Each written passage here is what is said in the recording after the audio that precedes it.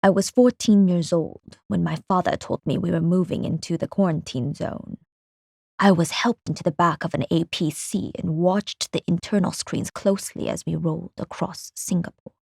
The quarantine zone gates were opened by guards the 54I had bribed. I won't ever forget my first view of our new home. It was a war zone. Desolate, trash, and wreckage everywhere. There were still the remains of bodies laying around. I almost complained, but was silenced by a single glance from my father. He was an enforcer, one of the few who kept the Combine in check. There could be no public dissent. If I were to follow in his footsteps, I would have to play my role. We had to set the example of what was expected. No one ever dared to mess with me. Everyone was terrified of my father, and with good cause.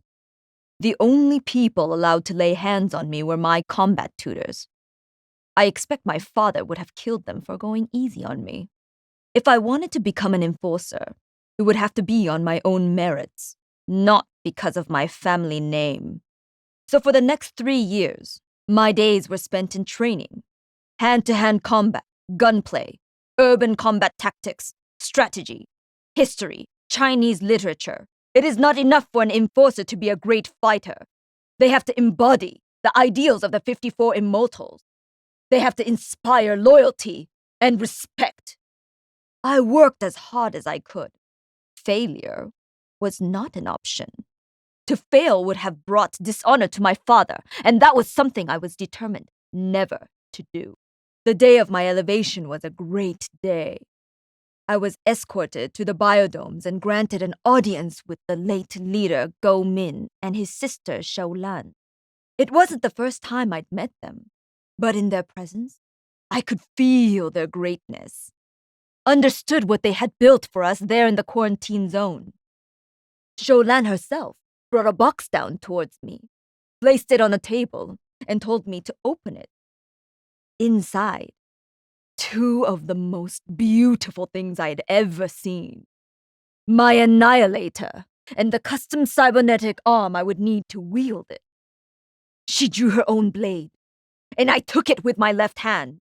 In order to be worthy of this honor, I would have to show what I was prepared to sacrifice. Without breaking eye contact with her, I placed my right hand on the table and began the surgeon's work. I represent the will of the 54I, or more specifically, the will of its leaders. My personal wants and needs are of no matter. I keep the peace in the quarantine zone, settling any disputes between the rank and file. If we go to war, I'm expected to lead. The 54I has its roots in street-level operations, but we run a tight ship. We're an army, not a gang. If crimes are committed against the Immortals, then I deal with those too. As an enforcer, I am judge, jury, and executioner.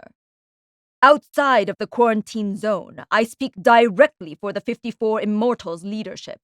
My word is their bond. It is a great responsibility, but I wear this title with pride.